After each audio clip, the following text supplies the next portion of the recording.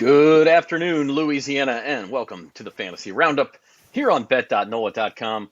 I'm Zach Ewing. The man to my left on your screen is Spencer, the Guru Urquhart. He's here to help you through fantasy football week 9, looking ahead to week 10, waiver wires, DFS. Your questions, your comments, leave them below on either YouTube, Facebook, or Twitter, and we will show them live on the screen and get to your questions in your league. And we'll tell you what the heck to do with Justin Fields, Spencer, because that was something else. We'll talk about our stars and everything. A lot of them were expected. All of a sudden, Justin Fields looks like he's Lamar Jackson Jr., and we have another star on our hand. But we'll talk about that. We do want to remind you first that we're brought to you by Caesars Sportsbook here at bet.nola.com. You can go to NOLA.com/Caesars and get the first user promo risk-free bet up to $1,250. Use promo code NOLAFULL or just go to NOLA.com/Caesars. And if your first bet loses, you get that back in form of a bonus bet, however much you bet, up to $1,250. You could also, by the way, go to LSUposter.com. If you're an LSU fan, you get to pick out a 3-poster set of replica front pages from Joe Burrow's Heisman, LSU's national championships going all the way back to 1958, big wins over Alabama. You get to pick out which ones you want posters of. We'll send you 3 of them if you're a new Caesars Sportsbook user. Sign up using our promo code and make at least a $10 bet. That's all you got to do. You get $90 worth of those posters. So a pretty good deal. And with that said, we'll get going here on the Fantasy Roundup. Again, if you're watching on the Bayou Bets YouTube channel, give us a like, a subscribe. Hit that share button. Tell people about us. We are here every Tuesday at 2 p.m. And also drop your comments and your questions. We're going to get to it all. We'll even, Spencer, get to my victory over you in the Listener League. Oh, man. That is on the agenda. For sure. I'm okay with that because, you got to accept your losses, and that was a tough one. But I will say a disclaimer. I had my entire starting lineup on bye week. You sound a little bit like Saints fans. We were all injured. We had problems. Yeah, so does everybody else. The Ravens found a way around it last night. But we'll talk more about that during Bayou Bets on Thursday and where the Saints can go from here. And if you want to hear somebody get mad about the Saints, go listen to Datitude, Jim Derry this morning. Man, I still got to listen to that. I bet that's Derry, more than Derry Downer. That's right. It's more like Derry, I was right and you were wrong, and Andy Dalton sucks and Jameis Winston might be the answer, which I don't personally believe. I suppose Jim's right in that maybe it's worth a try because at this point, nothing else is working, but we'll see. Let's get into the fantasy week that was in week 9. I mentioned this, Justin Fields. He had 178 rushing yards. I mean, Patrick Mahomes had 2 rushing touchdowns and threw for 400 and something yards and saved my butt in one of my leagues, but he was still 8 points behind Justin Fields, Spence. Right. Yeah, Justin Fields broke the single game record for most rushing yards by a QB, broke Vic's record, which I think he had set back in 2002. So it was pretty amazing what he did, and was able to throw 3 touchdowns as well. The only thing that he wasn't that great in was passing yards. I believe he only had 123, but he didn't need to throw for many yards with all those touchdowns and then all the rushing yards. Ran for more than he threw. But it all counts in fantasy, so if he's getting it on the ground, then he's definitely in the conversation moving forward. And a little Mahomes magic on Sunday night for those of us who needed it. I was down big in one of my leagues. I had Mahomes and Will Lutz left against David Duvernay and came back and won because Mahomes actually gave me the lead, and then Lutz outscored Duvernay last night. That was the one thing the Saints did right, was I was able to hold on. But that's Patrick Mahomes, Josh Allen, Tua Tagovailoa, Geno Smith. These guys are becoming every week starts. But my question for you, Spence, is Justin Fields. Look, if you have him on your roster and you have bye weeks, like I have Joe Burrow, he's on a bye week this week, I'm going to throw in Justin Fields. Excuse me, I think I have Lamar Jackson in that league where I have Justin Fields. Is he more than that, though? I mean, is he a guy that people should be starting if they don't have one of the top 3 or 4 guys? Definitely for the next 2 weeks, because he gets Detroit this week and he gets Atlanta the week after. He gets the Jets after that, though, and I saw the schedule gets a little tougher. But at least he offers the rushing floor to where, yeah, if you don't have an elite option, he's probably worth starting over like a Matthew Stafford or Tom Brady or Aaron Rodgers, because even if he's off as a passer, he can run. Whereas those guys, they've been off as a passer more times than not, and they stink for fantasy because they don't run. So yeah, Fields is he's a QB1. And it seems to me like the Bears have said in the past couple of weeks, like, listen, we know you're not quite there as a passer yet. And even if you were, our offensive line is shambles, right? Like, so why don't we just let it go and see what he can do? And it's been, I mean, I don't know if Justin Fields is going to survive the year healthy, but it's a heck of a lot of fun while it lasts. So, D. Shui has a comment. He made a trade, a big one, it looks like, trading DeAndre Hopkins, Garrett Wilson, Travis Etienne, and Tua in return for Justin Jefferson and Saquon. That is a blockbuster right there. Gave up 4 guys, but you get 2 stars back. Yeah, shaking up the league there. I like it. I like it. It's although man, giving up. Well, he's got Burrows. They didn't really need to. I like Garrett Wilson though. I think he's going to be more involved as the year goes on. So may have been a slight overpay, but I mean Jets and Saquon. I mean those are about as good as you can get. So it's an even deal, I'd say. I mean, it sounds like, oh, I'm getting Jefferson and Saquon. Of course I won, but you did give up a lot. So I'm not mad at it, but I'm also like, I would have told him, like, I'm not giving up Garrett Wilson, too. I would have wanted to hold on to him unless you have a deep receiver room. My guess is, just judging from that deal, D. Shui, that you're in good shape in your league and that those 2 pieces really complete your roster to where you're a championship contender now. So you dealt from depth. Kind of like a baseball team at the deadline. You go and get the couple stars who you hope will put you over the top. Now you just got to stay healthy and perform when it counts. Speaking of which, Joe Mixon of the Bengals, a posh matchup last week against the Carolina Panthers. We talked about it on the show last week that he was a DFS play. It was a possibility to go off, and boy, did he. This is the highest fantasy score of the year by more than 10 points by anybody. My goodness. Yeah, that I couldn't believe it. I figured that was my lock of the week, Bengals over Panthers -7. But to see what they did without Burrow even having to do much was quite remarkable. I mean, I figure it could be a mixing week since Chase was out. But yeah, 55, I mean, that's like over almost 30 points more than Ken Walker, who had a damn good week himself. So yeah, that's quite the show. And 5 touchdowns. That was almost as good as Kamara's 6 touchdown performance from a couple of years ago. Yeah, Kenyon Drake, a good night for Baltimore in the Dome last night. Almost ran me down in one of my leagues. Held on by just a couple of points. And Austin Eckler, kind of back to doing Austin Eckler things. I think that as the Chargers get healthy, it might not be a bad idea to start targeting some Chargers in your leagues if you're in a spot. Going back to D. Shui's trade, wideout core now, Waddle, Chase, and Jefferson. Ooh, yeah, when Jamar Chase, when he gets healthy, assuming he gets and stays healthy, that is a unbelievable playoff receiving core. And he says he traded Garrett Wilson since Corey Davis is returning. I don't know. I think the Jets are an interesting situation in the fantasy world, Spencer. Yeah, I'm not really sold on when Corey Davis does return. I think it might be Wilson is still locked in as the number 1 receiver because you got to think he was their first draft pick. They had a great draft, but he was the first. No, actually, it was Sauce Gardner, but he was still like a top 10 pick, I believe. So I feel like he's gonna, as long as he keeps this up, he'll probably stay ahead of Corey Davis. But the fact that you got Waddle, Chase, and Jefferson, you probably won't be too worried about losing him. I wonder if they wish they had taken Chris Olave with that pick, who got taken by the Saints a couple picks later. Yeah, they were teammates at Ohio State. They was kind of conflicted on who was better. I was actually slightly higher on Olave, so I'm glad it worked out the way it did for the Saints. It's basically been the one bright spot for the New Orleans Saints this year. Speaking of receivers, Davante Adams, he had like 88 yards and a touchdown in the first quarter. So he had a huge day. It honestly could have been bigger. But these are all very familiar names up here, maybe with the possible exception of Christian Kirk having a nice week checking in at number 5. Cooper Kupp, Tyreek Hill both made a couple of big plays. And as you mentioned, Jets Jefferson, just to the point where he's as reliable as it comes. Yeah, it's hard to crack this group because it's usually Hill, Kupp, and Jefferson are there every single week. And then with Chase, when he gets healthy, he'll be up there again.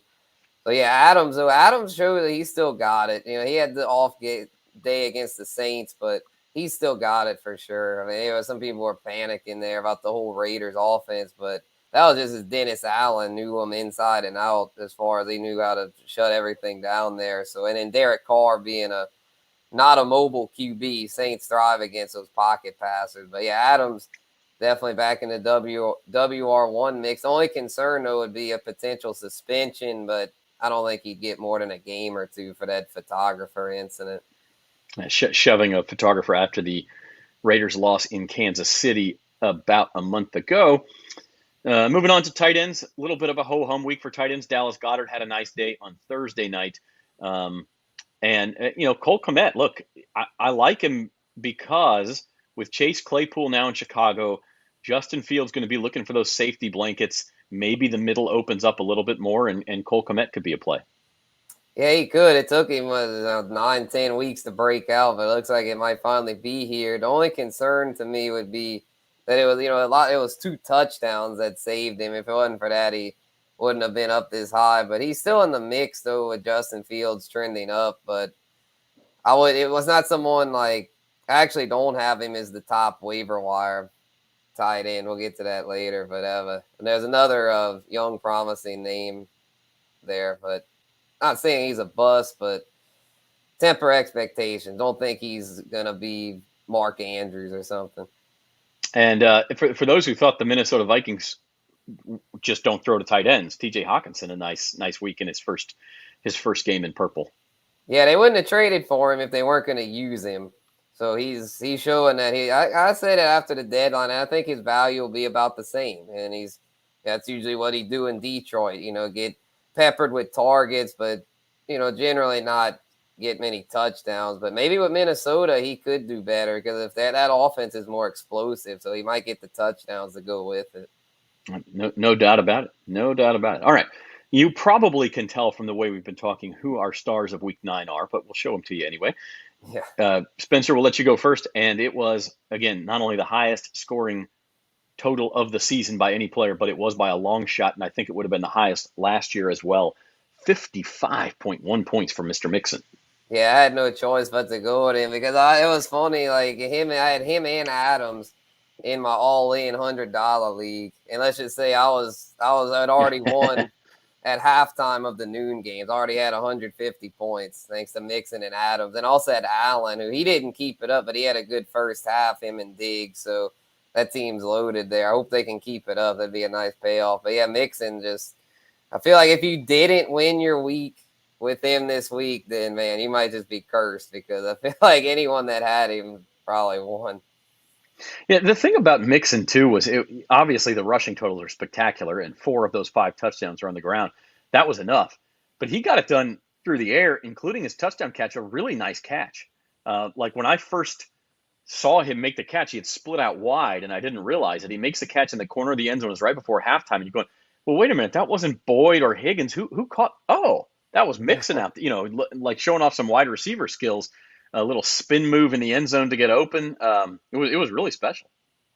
For sure. Yeah, he's that's what keeps him relevant. Like, even as he has some tough days on the ground, this is kind of an outlier. Honestly, on the ground this year, he hasn't been that great, but he's still been fantasy relevant because of the receiving chops. Hopefully he'll keep doing well on the ground, because if he's not, then he's not living up to his full potential. But what is the receiving to go with it? Like, at least he has a solid floor.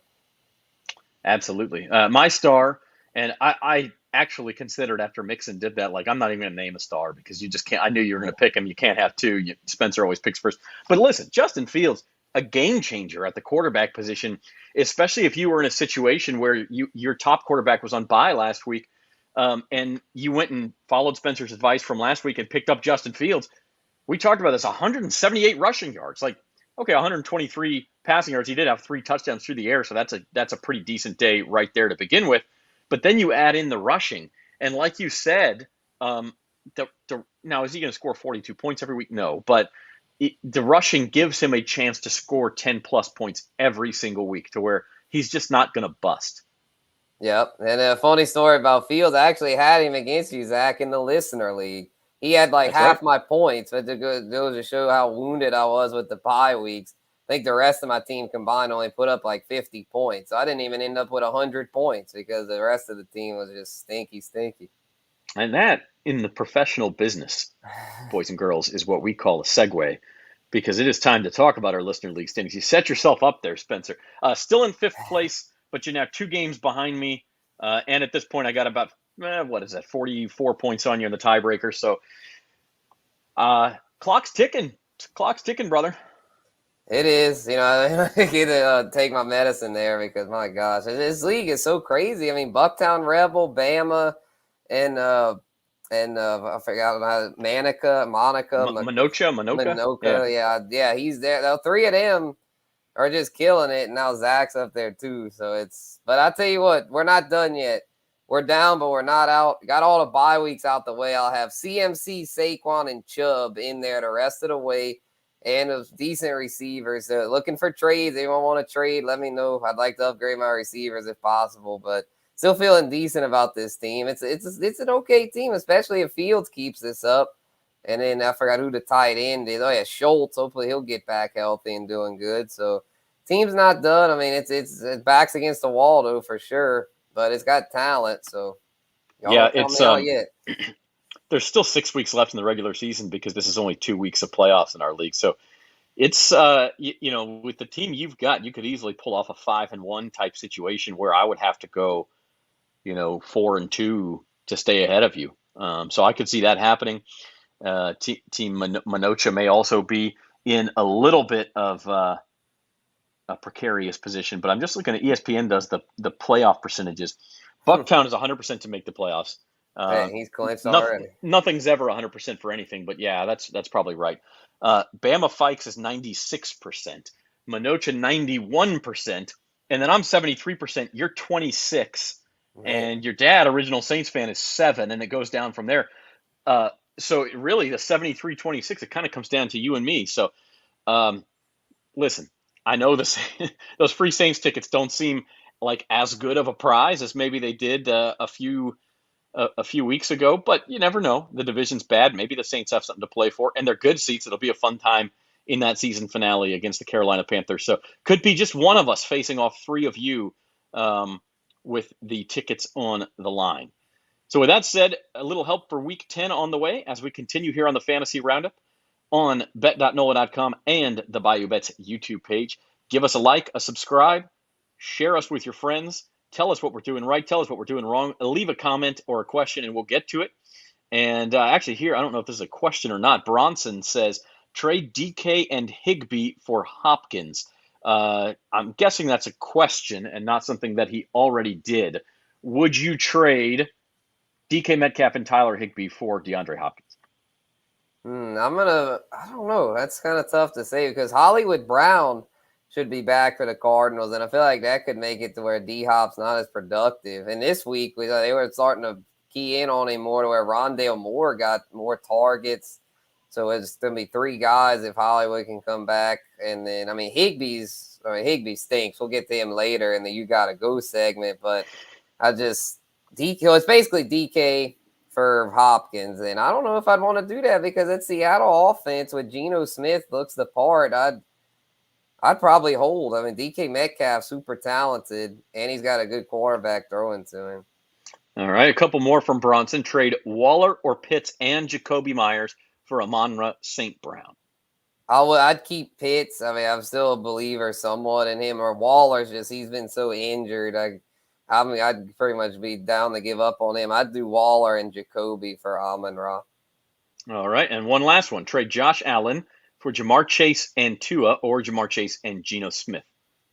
I prefer Tua over Geno. I just sung Geno's praises, but I still think Tua with those elite weapons he's got, I think he could be a top 5 quarterback. So I'd do Chase and Tua, yeah. Even though Josh Allen, I'm not worried about him, even though he kind of struggled against the Jets in the second half. But yeah, Chase is the real deal, and he won't be missing much time after the bye, probably only a week or 2. So I'd do Chase and Tua.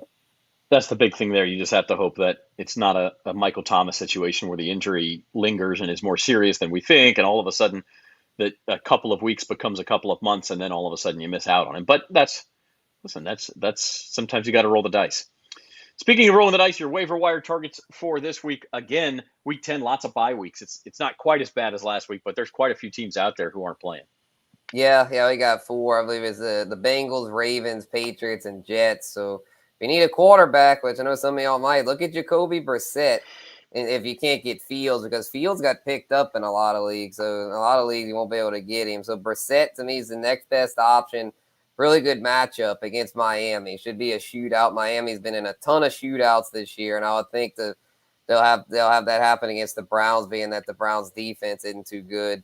So they'll be forced to throw. So I think Brissett's a decent dart throw. Rashad White, I like him. Is more of a stash as opposed to a plug-and-play, because I feel like Leonard Fournette's days are numbered as the starter. Not sure when he'll get demoted, but it probably is going to come within the next week or two unless he turn things around. So I'd get ahead of the public and get White. And then Terrace Marshall might be my favorite of this group, because I think he's a plug-and-play and someone you might be able to trust moving forward. He's got a great matchup against Atlanta and outproduced DJ Moore this past week. Hell, he might be taking over as Carolina's number one. And then Greg Dulcich, the tight end I mentioned earlier, one that I'd like, the young tight end. I feel like he's somebody that got dropped in a lot of leagues because of bye weeks, but he's back now and seems to have the trust of Russell Wilson. All right, so some waiver wire pickup options for you there. Bye weeks, injuries, whatever else you may have. And again, we kind of have a rule. You has to be 30% or less owned to be on that list. But if Justin Fields is out there, go get him. If he's 50% owned, that means half of y'all still have him out there somewhere. Don't let him sit out there. 100%. Yeah, because he gets Detroit and Atlanta the next 2 weeks. Yeah, I mean and he's gonna run even against good teams. The Bears defense is terrible, which you can't often say about a Bears defense. But they traded away Robert Quinn and Roquan Smith. And so, look, that defense has been terrible. I'm betting Bears overs every week and hitting them. And Fields is going to be chasing games and putting up big points. So as for who you drop, we'll stay in that NFC North. Bye-bye, Aaron Rodgers. Yep, I mentioned it a couple weeks ago, but I don't think many people took my advice because he's still rostered in over 80% of leagues, but hopefully they do now, because he just stunk it up against Detroit. Detroit, the worst defense.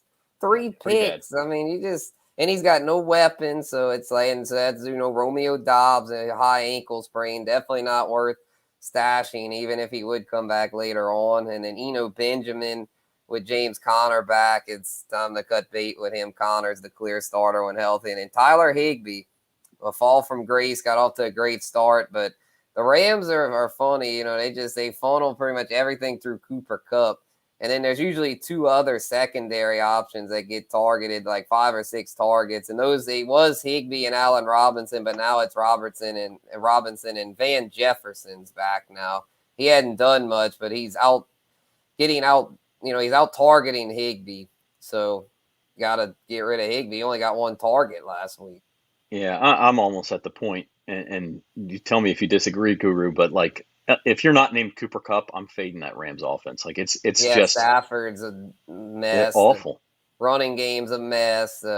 Even Allen Robinson, like I had mentioned to drop him a few weeks back. I mean, he might be worth a bench stash in deeper formats, but if you're in like a 10-man league or less, he's not worth keeping either.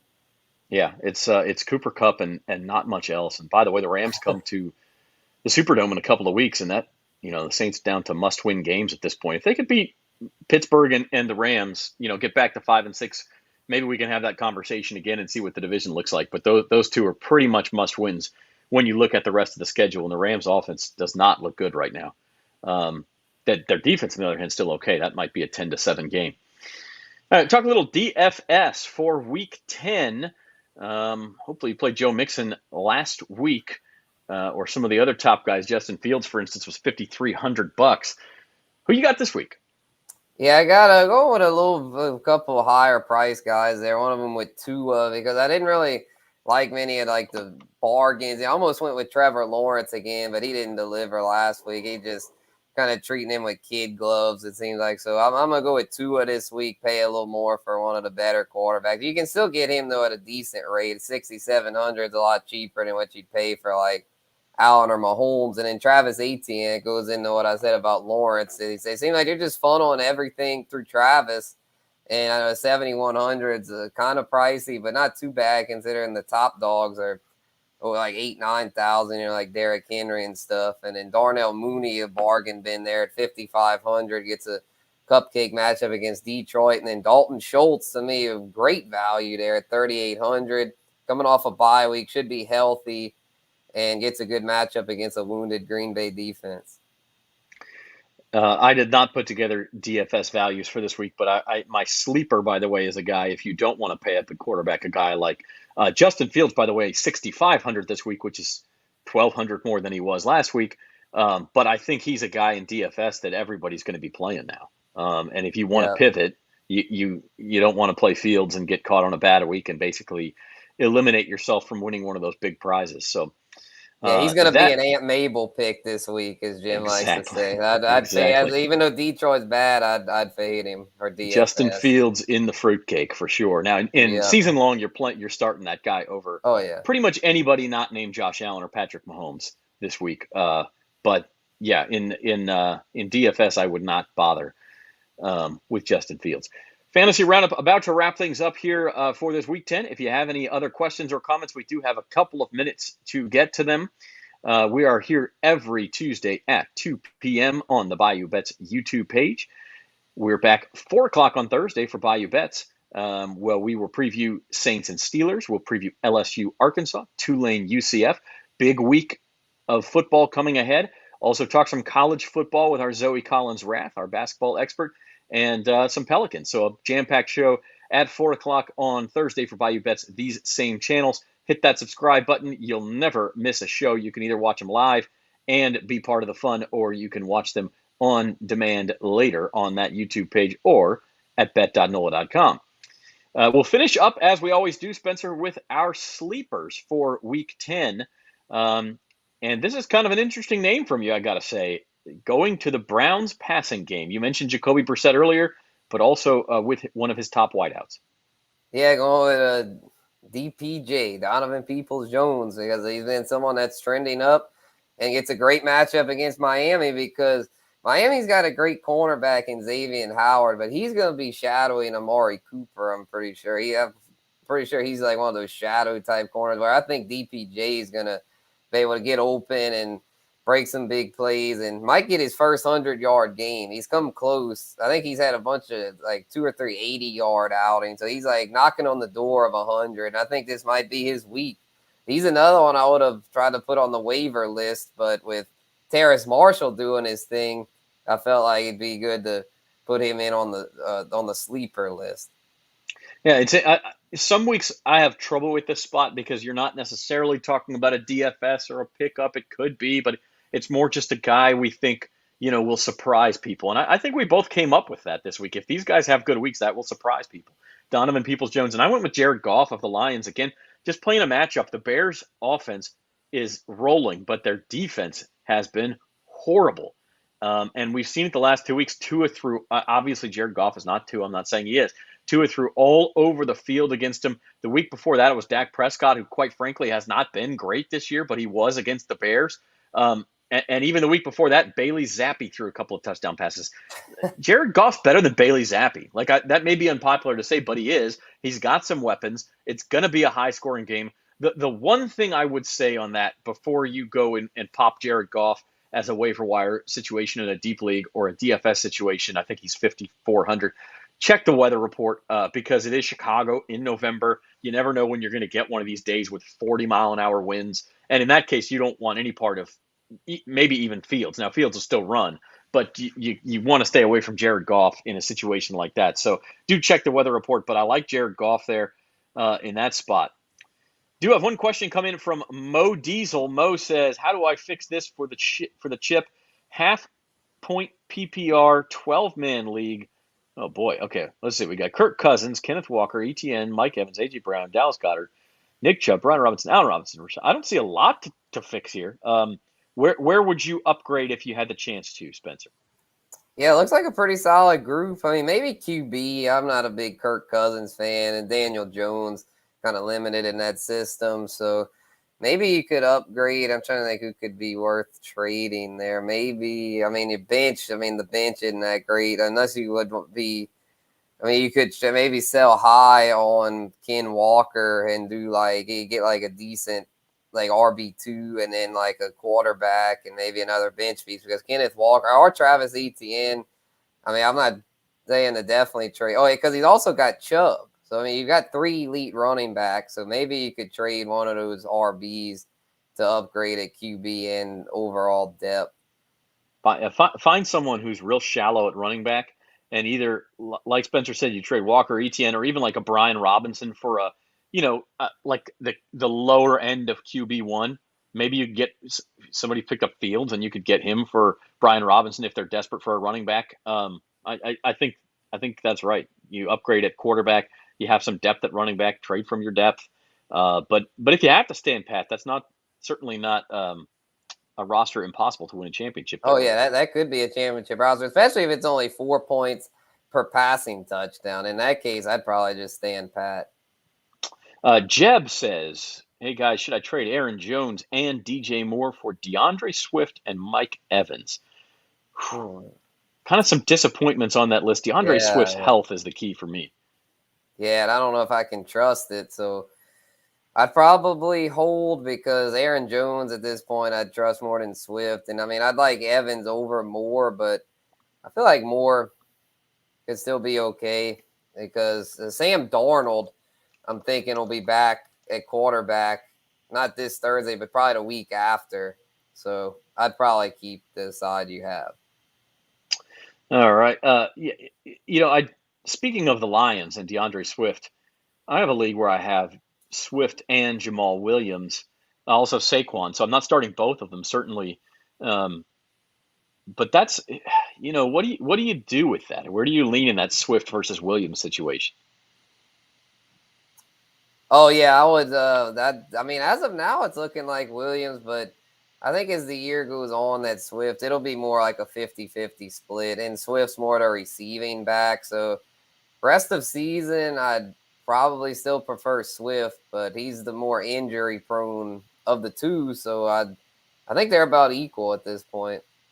Jamal Williams got 24 carries against Green Bay, only produced 81 yards, no touchdowns, and all of the targets went to DeAndre Swift. So it's Swift's still more explosive. You just got to wonder, are they playing him and costing him full health versus just sit him out for 2 more weeks and bring him back in full? I don't know the situation there, but that's an interesting one to keep an eye on as well. All right, we're going to get out of here on the Fantasy Roundup. Spencer, any final thoughts for Week 10? Oh, yeah, a lot of trade deadlines are coming up, so make sure to keep an eye on that. I know we've got a lot of trade questions today. I think that's kind of a result of that. So if y'all need to try to shake things up, make those championship pushes, don't be afraid to trade. And, y'all can always ask me for advice. That's Spencer the Guru, always, helping people with the trades and those last-minute lineup decisions. Absolutely. So we thank you all for joining us. Come back next week, 2 o'clock every Tuesday during the football season, taking you through the fantasy football week that was, giving you advice for the week to come. And we're also here every Monday and Thursday at 4 p.m. for Bayou Bets, our more traditional sports betting show. Recap the weekend on Monday, make our picks, and preview the weekend on Thursday. Spencer, Jim's going to be absent this Thursday, so it's a great opportunity for us to just trash him in his picks. He's in first place. I might even take $100 off his balance just to mess with him. I don't know. Oh, he is going to be absent. I was supposed to be absent too, but I might have to make a pop in then. Oh, maybe so. Yeah, we'll have to talk about that. But Zoe and I will be there on Thursday, 4 o'clock, previewing Saints, Steelers, LSU, Arkansas, and the rest of the weekend to come. So until then, for Spencer the Guru, I'm Zach Ewing. This has been the Fantasy Roundup. Thanks for being here, everybody.